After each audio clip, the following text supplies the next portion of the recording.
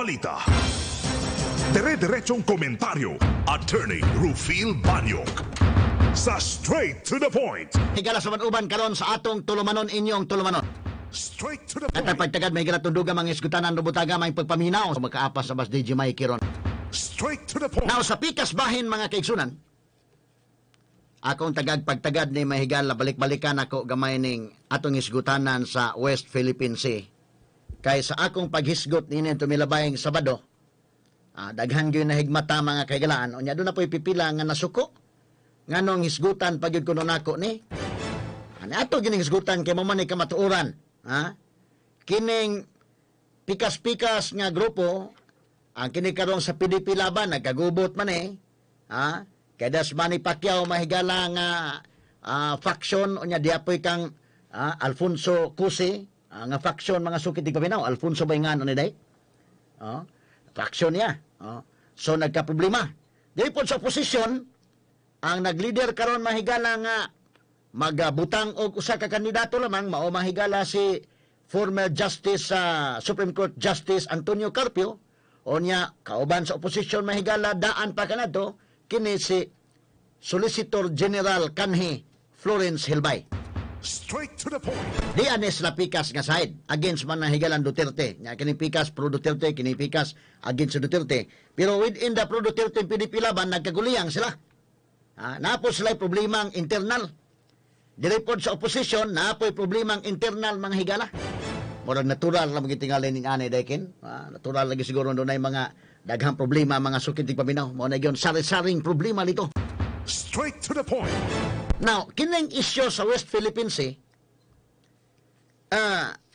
ato ning gisgutan mga kaigalaan aron nga mahibaw ta unsa gid ay nintunganay ini. Sa dihang nag-away na si kanhi Supreme Court Justice Antonio Carpio og si kanhi Solicitor General Florence Hilbay nang gawas na mga higala kining mga baho. Og unya daan pa day kini kanadto pa. Kini ilang away mahigala makaingon ta ngano man nagtuo ta mahigala kisa magid nganong nanguna man si kisa bagid nanguna ani. Ang nanguna pagpagawa sa publiko na o kinsa man gay kay sugod pa lang mahigala daan man ni nag-away day. Daan naman nga dunay bangi. Kay karon mga kaiganaan si kanhi Justice Secretary Laila de Lima nga tuas prisuhan nagsuwat siya karon. Iyang gisuwatan kining maong mga kauban niya kinadto. Sila man ang kauban na. Sila pong kauban na mga delegation padong dito sa dahig. Porque naghanar ba nila dito mga higala nga nangadto paghiring. Issue pa maganito sila nga junket kadto. Kay porque naghanan nila dito indakin. Gasto tos Pilipinas. Kay naghanan nila nanambong. So Justice Secretary kanhi Laila de Lima, senador karon nga tuas bilangguan, nagsuwat matod pang de Lima nga kinini ang dapat kinis Justice Carpio apil na gani si Justice Francis Haldeliza apil man na siya kaysa may sulgen sa una o kini si ex-Solicitor General Florence Hilbay di na nila balikon pa kining bringing up old wounds. Dili na nila balikon pa kining karaan nga samad. Matod pa karaan nga samad sa to pa dunay samad na nindaan dunay bangi daan unya ambot o siya nakatriggeron nga nang gawas ni mga sukit paminaw. Straight to the point. Kini mga higalang akong komentaryo kay doon na may daghang na pugwat mga higalang unsa na madain ni maoday ning hinungdan. Kini problema sa West Philippine Sea. Nga doon na po ipipila gamay ra gud to nga nasuko sa nako kay nganong ako gisgutan. Ingko nga dili man ni kuan kay mo man ni kamatuoran. Unya nagbangi man si Hilbay og si Carpio. Ako di man ko mo himog istorya daw. Aron nga maklaro gid kining suwat ni Antonio Carpio basahon ako para mahibaw-an sa tanan. Dili niya ako kang former Supreme Court Justice Antonio Carpio ni ako basahon unya dayon atong subaron sa Bisaya para masabtan tanan. Straight to the point. Niining iyang lindog sa Philippine Daily Inquirer, iyang suwat sa Philippine Daily Inquirer nagtug-an kini nga didto pa sa pagsugod pa diay within sa Aquino administration nagkaguliyang sila labot sa problema ining West Philippine Sea. Mo nang sabto nato nga ang ato mga listeners, laig opinion, layuban mingon nga, alaban min Duterte anang isyuha. Napoy mingon nga, sayop Duterte anak. Natural na dahi kay mismo gani kanang ang grupo gid ni Pinoy nga may pasakag kaso dito sa dahig. Wa man sila makasinabot na faction man dahil sila gani. Natug-an din sa suwat ni Carpio dito sa Philippine Daily Inquirer. Akong basahon. Unya natug-an ining maong gisuwat ni Carpio ang bangi sa pagsugod pa lang hangtod pagkahuman nagbangi ning duha ka faction. O kunya natug-an din sa iyang lindog dahil nga nahiro ni ini o kini ni ang atong tuuhan kini gisuwat ni Carpio. Si Carpio mo hero. Gawas nga iyang gi-praise no inoy. Ano gani? Kini iyang suwat mura og kuan ni dai kini bang iyang gihatag tribute. Tribute kang kanhi presidente Noynoy Aquino gumikan sa pagkamatay ni Noynoy ingon siya nga mao kunoy iyang gihatag og tribute si Noynoy pinagi ning iyang suwat. Apan sa iyang paghatag og tribute ni Pinoy nawitkan man si Hilbay. Nawitkan man niya si Hilbay. Si Florence Hilbay katutuang former Solicitor General Florence Hilbay nga ninganhay gani ni kay nidagan man ni sa 8 diretso sa Liberal Party. Wa malikay nga sa iyang paghatag og paghatag niya tribute sa pagkamatay na ni Presidente Noynoy Aquino, iyang napitkan, nasikhan niya si former Solicitor General nga nidagan pagka-senador sa 8 diretso nga si Florence Hilbay. Nasikhan niya. Si Florence Hilbay nga nasikhan lito, wa pod magpautang. Wa magpautang. Nito bagpud. So dito na, nanggawas mga higala na tanan. Ha? Kay kamantay kalit o mga bata ba nga kanang nasikhan sa kabata jadi mapalkansi mao kini ako ma-describe kini si Hilbay naman po'y katarungan si Hilbay day naman po'y katarungan si Hilbay ingon si Hilbay kining pagkasuwat basawan ako ning suwat ni Carpio kining suwat ni Carpio na saysay dinhi na faction sila gikan sa pagsugod hantod pagkahuman na faction sila nagbangi sila unya nasuwat dinhi si Carpio maoy hero dinhi gawas nga hero si Noynoy para ni Carpio si Carpio sa dakog role. Sus pagtubag ni Hilbay sa kanang gisuwat ni Carpio puno kana sa baka. Ato ana, wa magpaalkan si Hilbay day na nasikhan mo si Hilbay god. Nasikhan ambot daan na lagi dunay problema man ingon sa Laila de Lima. Wa na lang unta ninyo ugatan ng karaan nga samad. Ha? So karon akong basahon ni dili man ni ako kang Antonio Carpio man ni. Unya og datay time ato tiwas basa po kay Hilbay, tubag po ni Hilbay. Ila kini, kauban kini sila gungkuyuga dito sa dahig. Sila'y nag-uban dito, ni-attend sila dito, sila'y kuyog sa Aquino administration, ya karon nagkabangi man. Mao lagi na giingon sa katiguangan nga way aso nga makumkum indaykin.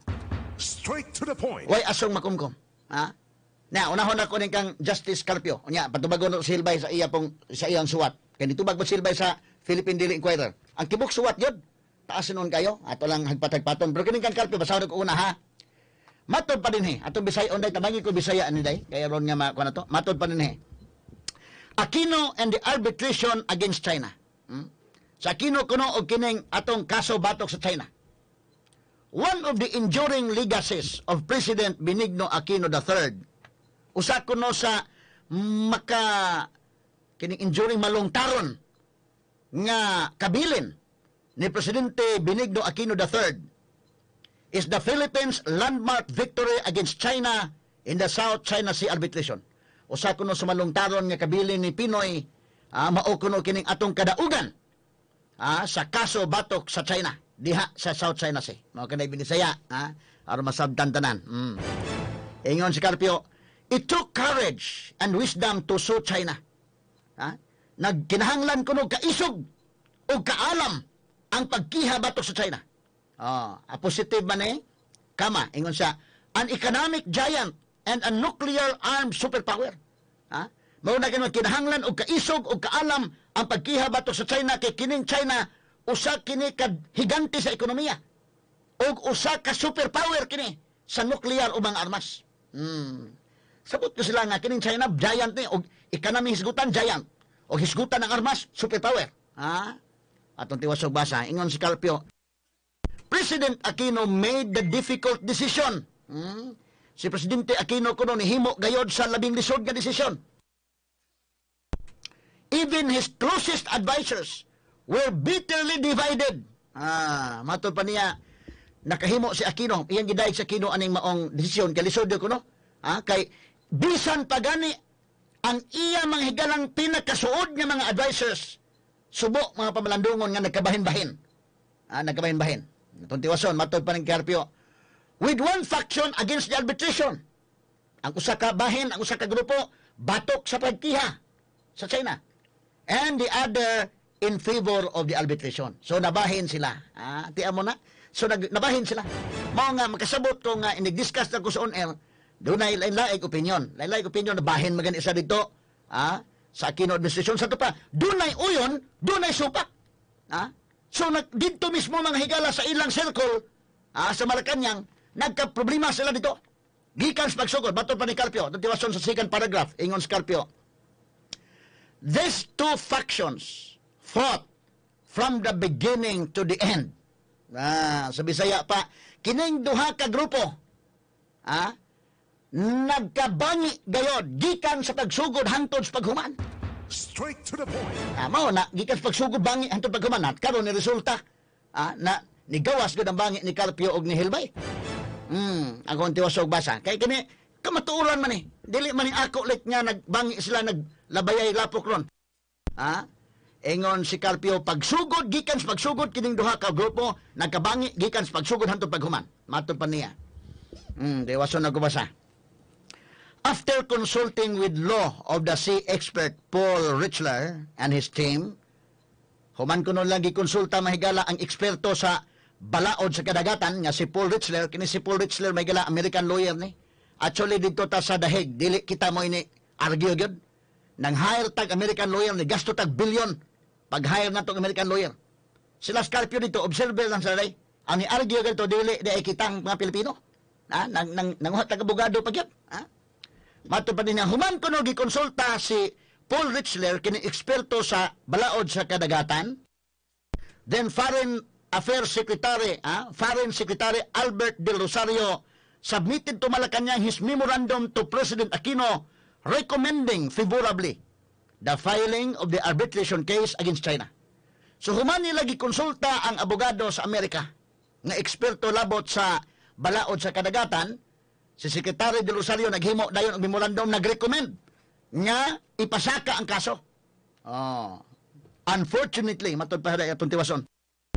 Sa ito pa niyang letter na dito, so, rekomendasyon Pinoy nga ipasaka. Sus, giingon today. Unfortunately, his memorandum was rewritten in Malacanang, making it appear that he was against the filing of the arbitration case. Sus, ngingiga, no? Sa ito pa das Malacanang, tinuod ni Malacanang hindi kakumpiyansaan. Kaya faction-faction man ito panahon noy-noy. Bisa gini ka panahon Duterte, napay faction-faction. Kabantay ka ito panahon noy-noy, doon na po ikang binay dito, doon na po ikang maruhas dito, no? Lain-lain ba? No? So, ang itabo dahil naghimog memorandum si Del Rosario na i-file ang kaso. Subong pa manandungon matod pa nga ang memorandum giusab rewritten. Giusab pagsuwat. Unya dito sa suwat gibutang na nga ang recommendation ni Del Rosario dili ta mapasaka ang kaso. Sa to pa doon mga kon dito nagmaneuver gyud sa Malacanang. Straight to the point. Sig maneuver dahil sila dito, nagka-problema dito. Kung tiwasog basa. Secretary Del Rosario swiftly found a way to give to President Aquino his original recommendation. So nakakitag pamaagi si Del Rosario nga ang iyang original nga kwan. Nakabantay si Del Rosario, giusab nila nga akong memorandum. So iyang hatag ni Noynoy ang iyang original nga memorandum. President Aquino then convened a meeting of national leaders who, except for one, all voted to file the arbitration case. So mo to nga ang nadawat na ni Pinoy, gilipat-lipat din nila to sa Pinoy po inday. Kining pagkistoryahan ng Carpio, mura to si Aquino mahigalabang doon ay doon ka grupo, nagiyahay mahigalag kamada. Nagiyahay kamada. Si Pinoy way kalibutan. Kay doon ay ang pirmirong memorandum ni Del Rosario, gisuwat pagbalik sa Malacanang, di na mao. Inaingon si Del Rosario nga ikihan na itong China, pagbutang dito sa memorandum, hindi man di na ikihas China. So si Del Rosario nagkabantay, nangita sa pamaagi nga iyang mahatag ngadto kang Noynoy ang maong suwat. Mo tong gimiting ni Noynoy og unya na desisyonan nila nga ipasaka ang kaso. Sunod. Diara. When Paul Richler recommended the amendment of our statement of claim to include the status of Ito Aba as one of the issues to be resolved by the arbitral tribunal, the two factions fought again. So, pag-ingon ko nga nihatag na ni-recommenda si Paul Richler kining abogado mga higala nga taga-Amerika nga atong gi-hire. 1 billion na ba kapin ang atong nagasto. Ni-recommend na nga mao na ni ang iyang statement of claim. I-appeal ang Ito Aba, kini Ito Aba mao ni ang pinakadako nga isla niya ng Spratly Islands. Nga kung kitay mosulti West Philippine Sea o China pasultion South China Sea. Kining Ito Aba mao ni ang dakong isla dito. So ilang giusab ang statement of claim. The two factions fought again. So nag-away na po balik. Ano nang gingon Carpio pagkikan sa pagsugod hanto paghuman nagbangi kinang duha ka faction. Duha ka factions. Okay. Atong tiwas subasa. Secretary Del Rosario arranged for Paul Richler and his team to meet President Aquino in Malacanang so our lawyers could explain to the President the need to amend our statement of claim. So si Del Rosario ni arrange siya nga iyang gidato mga abogado na to nga gikan sa Amerika aron nga magkaistoryahay sa presidente aron nga ma-amend, mausab ang atong statement of claim. Paul Richler and his team waited for 4 hours in Malacanang for President Aquino. Nagpaabot kuno day ang Amerikano nga abogado, kanang mga Amerikano day di na gusto ganang paabot-paabot. Idigsabot mahigala ka ng orasa, mao gyud ang orasa. American time kana, nya kining atong Filipino time, lahi man mga higala. Pero nahitabo matud pareho, nagpaabot og 4 ka oras si Attorney Paul Richler o ang iyang team only to be told by then. Sa diyan nagpaabot og 4 ka oras only to be told by then Executive Secretary Paquito Ochoa Jr. that the President could not meet them. So ito pa, gida ni De Rosario dito. Ali mo, si De Rosario may nagda. Inana ang kamadas Malacanang. Makaingon ka dahil kini Malacanang, no? Di ka kumpinsaan ng mga tao na ng Malacanang yon. Kaya ninumdum ka atong sa Sultan sa Sulo, nagpadag suwat ni Noynoy. Katong mahitungod sa problema na sa Sulo. Na, ingon na niyo ko kabasa sa suwat. Wa tumatunos presidente, importante gid na masuwat-suwat ka day. Kana gyud kay lakas dito nga mao mo hatod presidente Mr. President ya Kay og dili nimo naon day, ang nayuban niya nga basig ibasura tani mo suwat. Na screening committee ha. Mo din nga ko imbitaron nos noy, imbitaron. Kadto sinulog ba? Imbitar, wa magkatunga. Ang suwat dito, naitigtabon ba? Kanang mga inana bitaw kanang mga staff din ha. Og dili nimo na amigo day, nay mga kuan sa day ha. Ano nitabo kang Paul Richler? Ingon si Secretary Del Rosario. 5 ka, Secretary Del Rosario may nagdaan nila ni Paul Richler. Nga, tara, ato tas Malacanang. Istorya tas President. Pag-abot nito, paabot sila. Paabot sa Presidente. 4 ka oras paabot ang American lawyer. Sos, giingnan sa ni Secretary Ochoa nga, dili makamit ninyong Presidente. Di mo na humang paabot 4 ka oras, wa makamit ang Presidente. Kaya suat pa ng Carpio. Sinana ka problema na dito. Akong tiwasog basa. Ingon dire mahigala. Instead, Ochoa informed them that the instruction of the President was not to amend our statement of claim. Inansa ni Ochoa, murag kinis Ochoa dahil ila po ng grupo ni Hilbay. Ilang Hilbay ng grupuhan. Lahi po ng grupong Carpio o ni De Rosario. Inansa ni Ochoa nga ang instruction ng Presidente nga dili na usbon ang atong statement of claim. Over dinner that evening, I asked Paul Richler, si Carpio na ni, anak ko nung pagkagabi nanihapon, iyang ipangutana si Attorney Paul Richler what he would do, and he replied he would discuss the status of Ito Aba in the memorial without including it as an issue to be resolved by the tribunal. So di na lang niya i-appeal tong issue sa Ito Aba kay mao man kuno instructions presidente. Yes, Carpio niingon, when Paul Richler submitted his draft memorial to the office of the President for approval, the two factions fought again. So, gubot, problema ganito ulit. Sa dihang gisubmit na ni Paul Richler ang iyang memorial ngadto sa Office of the President, nagproblema na po, nagbangi na po ng duha ka grupo. One faction wanted the 15 paragraphs in the memorial explaining the status of Ito Aba to be deleted, while Secretary Del Rosario insisted on the retention of the 15 paragraphs. So, nagproblema na po sila, kaya na ay 15 paragraphs dito, ipadelete. So, ayaw na i-appeal, i-delete na. Si Del Rosario po niyang grupo yung nai-appeal na. Gubot na sila dito. Tuntiwason kining suwat ni Carpio. Kining kang Carpio sayad niya, ha? Pero si Hilbay pasultion, pagtubag pa Hilbay sa kanang kang Carpio, bakak na. Nagbangi na sila, muna yung sila ila dilima ron nga ayaw magbangi-bangi di ha. Karaan naman ang samad. Amot ko sa ilang gawayan ng bag-o kaday. Kining kang Antonio Carpio, Justice Antonio Carpio, iyan ang tribute ni Noynoy, nasikhan lang niya si Hilbay. Si Hilbay po may gala, di magpalkansi, mitubag. Kaya iyan po giwit kan dirigod. Tuntiwason ha. Unya, matod pa din he. I met with then Justice Secretary Laila de Lima. Iya ko nung na meeting si Laila de Lima, na-meet niya. And explained to her why the 15 paragraph should be retained. I gave her a 2-page brief on the matter to give to President Aquino. When she did, when President Aquino called the two factions to a meeting, he announced his decision the 15 paragraphs would remain in the memorial. So ipadilit sa pikas, ang pikas po ipadayon, niya si Carpio mauna ni hatag tanaw niya sa dilima mas suod bang Pinoy, iyang ihatag ni Laila Dilema, ikaw, ihatag niya ng Pinoy para mabasa. So nabasa sa presidente. So depende din ano, kaya ang presidente day, iniginanan doon na kay suwatlet, tanaw ni mo kinsay mo tunol dito, kayo, di ka kumpiyansa niya, palihog kong tunol sa presidente na suwat, pwede na basura ni mo suwat na kin. Pwede, kini malakan niyang daghang yung mga kuan diha.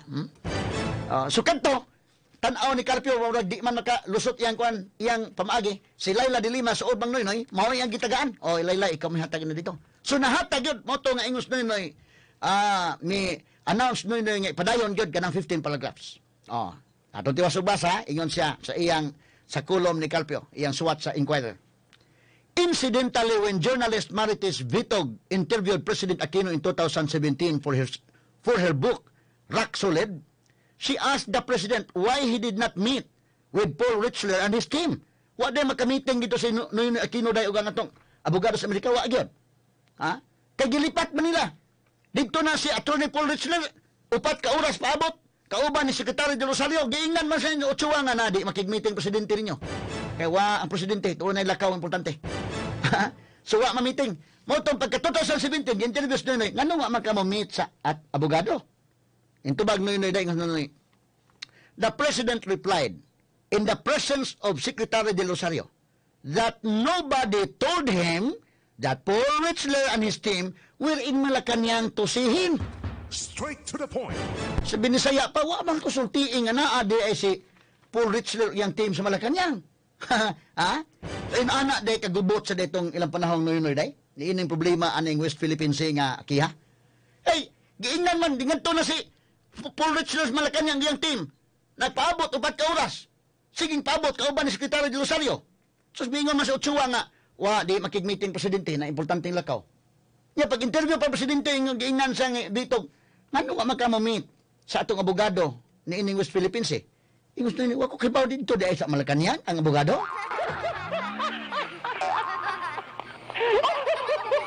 Grabing lipat-lipatay gid day. Within sa ilang grupo.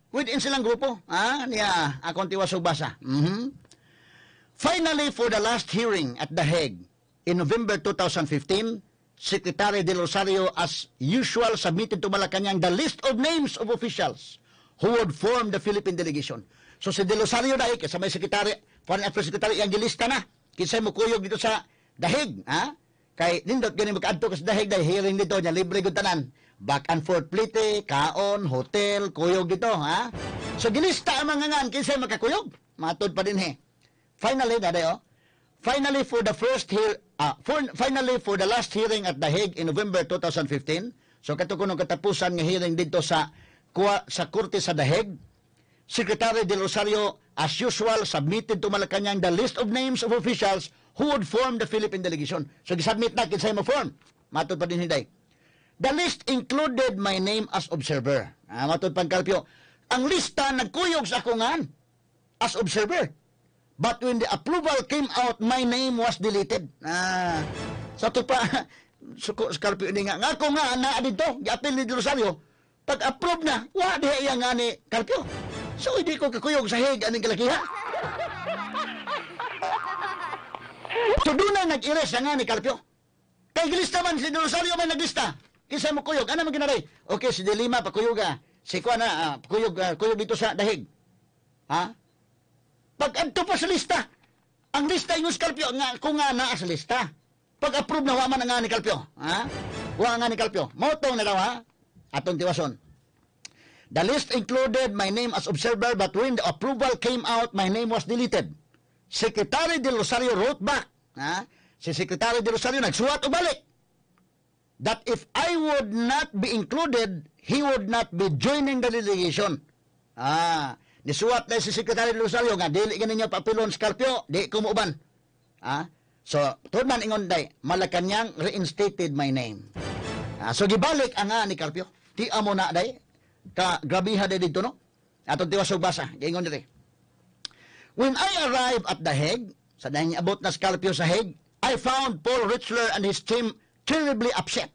Suko din, suko si Paul Richler yung team. Mulag upset sila. Nganong upset man? Nganong suko man? Solicitor General Florin Helbay had earlier emailed them not to answer the question of the arbitral tribunal on Ito Aba. Nasuko dahil kay ngano kuno ni email daan si Florin Helbay nga ayaw ninyo ansiri ng isyu sa Ito Aba. Questions that were previously emailed by the tribunal to our lawyers. Kini nga mga pangutana daan na ning pangutana daan, email na daan, email na sila daan nga mao ni ang mga questions ha. Gi-emailan sa tribunal nga mao ning question. Dili ipatubag ni Helbay. Kini allegation ni Carpio dili patubag.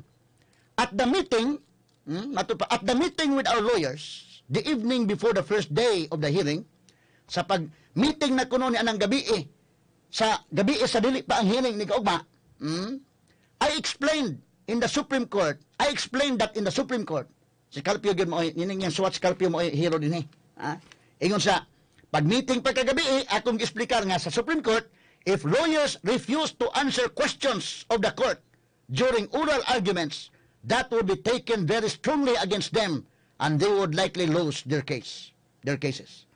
Matupad niya sa Supreme Court, kung dili mo answer ang abogado, that will be taken against them.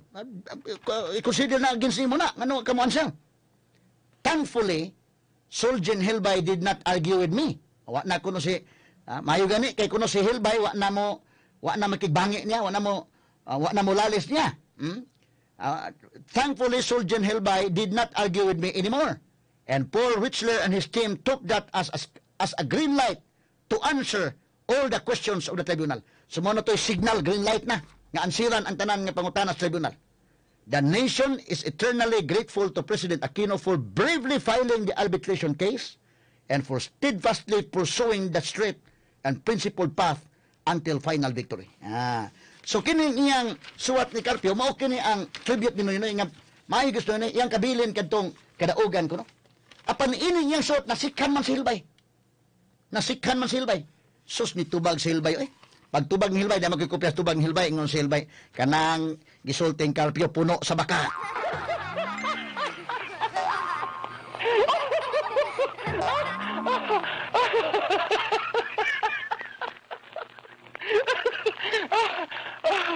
Gyud, mo ni text nako, may buntag ni moderator ni Amadora, tinuod gyud yor, Kay kanadto panduna maguti problema gyud ay, grupo ni, dai grupo speakers, Gudi imyo nasuta jud tinuod nga ang Samar Group ni Ochoa sa versus Balay Group ni Maruhas. Tinuod nagkuan gyud didto. Si Noynoy taon nahimong inosente dito. Gilipat-lipat si Noynoy. Nag-screen dito sa Malacanang, nanggawas na ron. Dili man ni ako kang suwat man ni Antonio Carpio. Suwat ni Antonio Carpio nga gikan sa pagsugod hantod paghuman nagbangi sila. Labot ini mahigalang problema, nagbrasuhay sila. Labot ni problema sa West Philippine Sea. Kaya di sa kagrupo ayaw dili ta pasaka sa China. Ang ubang mga kuno man pasaka. Dapat isa grupo mi pasaka kita. Karon nitubag si Helbay ngano? Kwarta-kwarta ra gyud ay. Unya do na mahigal gisulti pud si Rigoberto Tiglao nga matod pa agoy. Ang lana diha negosyo ra di ay. Nga ikiha gyud, kay ngano? Gibabagan mahigala sa barko sa China. Ang kining kumpanya nga diin direktor kinis di Rosario didto kay daghang lana dira, mas daghan pang lana sa Malampaya. Gipsulbe man sa ilang barko dito. Sus pagsulbe ni adin ning nindot nya naaman ang barko sa China mubabag man aron nga kuan ikiha so mura kuno hay appear mga higala nga patriotism kini ang atong nasod gibuli sa China ang atong nasod ingon tag patriotic move mga higala agoy kini laging aso lagi dili lagi makomkom dili makomkom Straight to Nya imo ta usama ni wa may lain mahigalang maatong ma-implement ng desisyon sa dahig. Way lain. Mo na si Duterte ingon sa dili lagi taan ang kuan. Atong isabot-sabot ni unsay maayo. Kay superpower ng China, saon taman na, wa may international police. Wa may international police. Lahi man sa tong korte din na ay desisyon, wa po ganin ay, kanang desisyon sa dahig, wa ganin mo ingon hawa China, wa. Wa ganin mo ingon nga, wa say writ of execution, wa. Nya way police nga mo escort na to dito, wa. Nya mingon ta, ang Amerika mo tabang, Amerika tabang. Kanahon nagpalit kitag C-130 sa Amerika. To tell you frankly, karon ni buto man ang atong C-130 ron sa hulo. Unsa may tabang sa Amerika na? Wa na to na wala gihatag sa Amerika. Gipalit na to na gitagaan tag discount. Mo ni tabang sa Amerika na to, discount. Straight to the Ano salig man mo mingon? Kasi okay ron China kay Amerika mo tabang. Unsa may natabo? Kanang C-130 karon mga higala wa tay C-130 mo lupad ron. Karon panahon na ha. Kay ang duha ka C-130 upat kani atong C-130 tanan. Ang duha ka C-130 under repair tuwa sa Poland, direktor sa Poland. Ang usa na hagba ni buto sa hulo-sulo niadtong Domingo. Ang usa grounded. Nganong grounded kay tungod pagbuto ining kini nga C-130 grounded ang usa. Wa tay C-130 gyud gani. Unya kana nga C-130 ako na karon gi-check nako ang unprocessed ang ilang lista gyud. Ha? Dili ko mo komentaryo di ko makompleto sa atong ebidensya. Sus pagtan-aw ko day. Kanang C-130 nga nibuto. Unsang tuiga na nga gigamit sa US 1988 pa. 1988 gigamit. Unya karon 2021 pila ka tuig daya? 30 ka tuig kapin nga ilang gigamit. Unya ilang gibaligya nato? straight to the point. Wala gihatag. Oy gibaligya. Pilay palit sa Pilipinas 2.5 million, billion. 2.5 billion kanang kantidad sa duha ka C-130. Ingong Amerika, muamot lang may gamay. Kami bayad sa tagaan mo discount. 900 million discount. Oh. Sa to pa, gibayra na to na. Ay mo pagsalig mo niya, mutabang ang Amerika. Jesus Christ. Straight to the point. Manasakto na sa Duterte nga wa. Ha? Ayaw pagsalig. Atong i-calculate og maayo ni. Ang uban mahigala bingod gyud. Dili gyud kinahanglan gyud si Duterte sayo si Duterte ani. Ato nang ang atong nasud.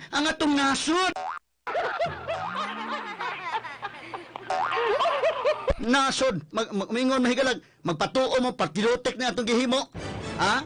Iamong nimo na mga tao, iamong nimo na mga sundao, iamong nimo na diha. Unya dayto, negosyo ra man ning tanan mga sukid tig paminaw, kahanggaw. Way lipod-lipod nga komentaryo. Hintog nga pag-analisar sa mga issues. Straight to the point.